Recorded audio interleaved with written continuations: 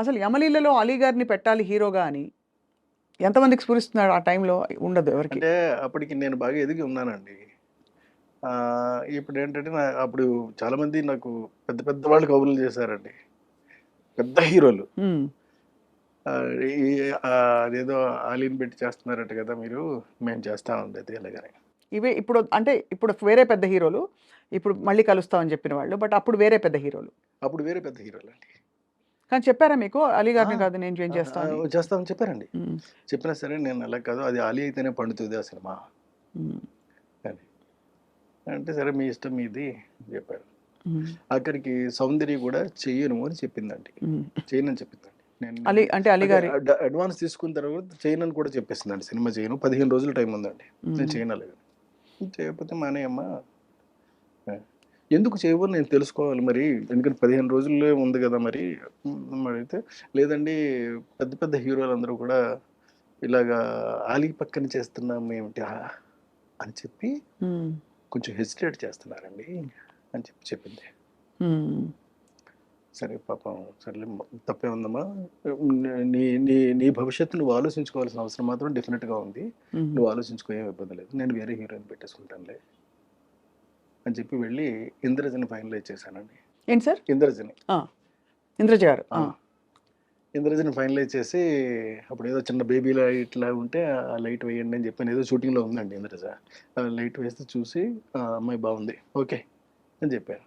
అంటే నేను ఆలోచించాలి ఫేస్ వరకే కదా, నేనేమి అంటే స్ట్రక్చర్లు చూసి ఇవన్నీ చూడవలసిన అవసరం నాకు లేదు. ఎప్పుడు అసలు మీరు ఒక అది అంటే కన్సిడర్ చేయలేదు సార్? ఫిగర్ ఎలా ఉంది? ఎప్పుడు ఫిగర్ గురించి నేను పట్టించుకోనండి, ఫేస్ మాత్రం పట్టించుకుంటాను, చాలా ఎక్కువ పట్టించుకుంటానండి. ఎంతలాగంటే నేను బాగా అంటే బాగా డీపర్గా వెళ్ళిపోతానండి. అంత పర్ఫెక్షన్ వస్తుందా రాదా, ఎక్స్ప్రెషన్ అంటే కళ్ళతోటి చెప్పేది ఉంటుందండి,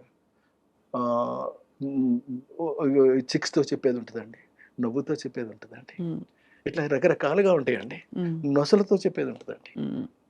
ఇవన్నీ పలుకుతాయా పలకవా అని మాత్రం చెక్ చేసుకుంటానండి.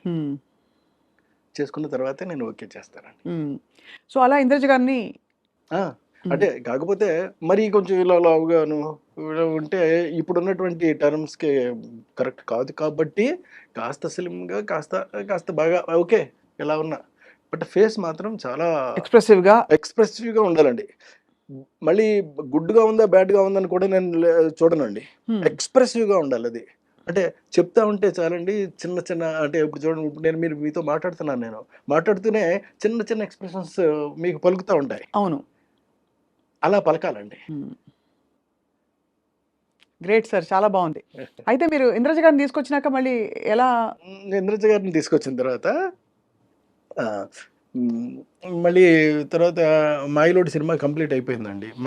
తర్వాత ఎమ్మెల్యేల సినిమా కంప్లీట్ అయిపోయింది. అయిపోయిన తర్వాత శుభలగ్నం సినిమాకి వచ్చినప్పుడు సౌందర్య ఫోన్ చేసి, సార్ నేను ఒక చిన్న తప్పు చేశాను, నేను రెక్టిఫై చేసుకునే ఛాన్స్ కోసం నేను చూస్తున్నాను సార్, మీరు అవకాశం ఇస్తే. అదేంటమ్మా అంత మాట అన్నావు నువ్వు, అదేంటి నీ సొంత అన్నయ్య లాంటి వాడు నేను, చెప్పమ్మా నీకు ఏం కావాలో చెప్పు అంటే, లేదండి మీ సినిమాలో నేను కనీసం నిలబడినా సరే సరిపోద్ది, సౌందర్యం ఉంది అనేటటువంటి చిన్న పదం వినిపిస్తే చాలు నాకు అలా. సరేనమ్మా నేను ఏదోటి చేస్తానులే అని చెప్పి అప్పుడు ఈ సాంగ్ చేశానండి, బాబు మోహన్ పక్కనే. మరి బాబు మోహన్ పక్కన చేస్తావా అని కూడా అడిగానండి. 100% చేస్తాను, ఎవరైనా నాకు అనవసరం అండి, మీ సినిమా అయితే చాలు నేను చేస్తాను అంతే, అంతే చేసింది. ఎలా వచ్చి ఉంటుంది ఆవిడ రియలైజేషన్? అంటే ముందు వద్దనుకున్నప్పుడు అప్పుడు ఏంటంటే, అప్పుడు తన మెదడులోనో మనసులోనో మొత్తం మీద ఈ బయట నుంచినటువంటి చెప్పిన మాటలన్నీ కూడా బాగా ఎక్కాయి. అంటే పెద్ద పెద్ద పెద్ద పెద్ద హీరోలు ఉంటేనే కానీ చేస్తే చిన్న హీరో మరీ ఆలీ లాంటి చిన్న హీరో మీద చేయటం ఏంటి అలాగని కోట కూడా మానేశాడండి. అయ్యో, మానేస్తే చేయలేనంటే అప్పుడు కోట బదులు భరణిని పెట్టాను నేను.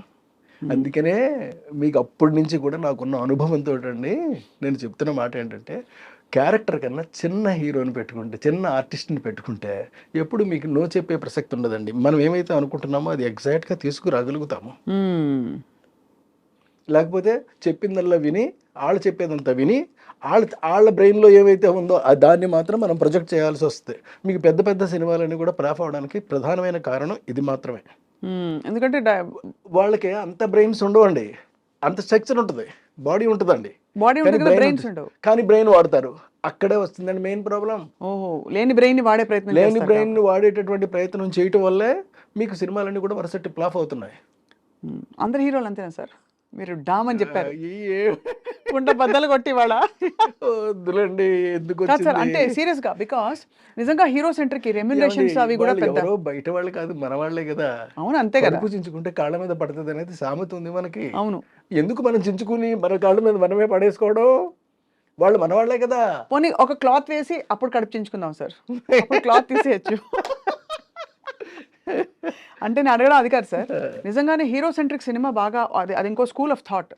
అంటే హీరో కోసం డైలాగులు, ప్లానింగ్, స్క్రీన్ ప్లే ప్లాన్ చేయడం, అది ఇది అలా ఆ స్కూల్ ఆఫ్ డైరెక్టర్స్ కూడా చాలా మంది ఉన్నారు. వాళ్ళు కూడా సక్సెస్ఫుల్ గా రన్ అవుతున్న వాళ్ళు అన్నీ ఉన్నారు తప్పకుండా. అవును కదా సార్, అంతే కదా. ఎవడి కథే ఇదిగా పెట్టుకున్న వాళ్ళందరూ కూడా కథ మీద రన్ అవుతారు సార్. సినిమా మీద, సినిమాకి దానికి సంబంధించినటువంటి అనువుగా హీరో మంచి అన్న చేయొచ్చు, చెడు కూడా చేయొచ్చు అండి. ఏదైనా చేసినా సినిమా హిట్ అవ్వడానికి ఏం కావాలో అది మాత్రం కోరుకుంటారు, దాన్నే ప్రజెంట్ చేస్తారు. అప్పుడే డెఫినెట్గా ఆడితే కూడానండి.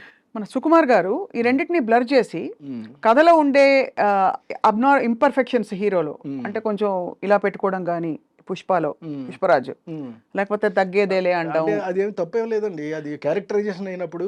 అప్పుడు మరి వాళ్ళు పెద్ద హీరోలు అయ్యిండి, స్టార్ మెటీరియల్ అయ్యిండి కూడా వాళ్ళు ఒదిగిపోయిన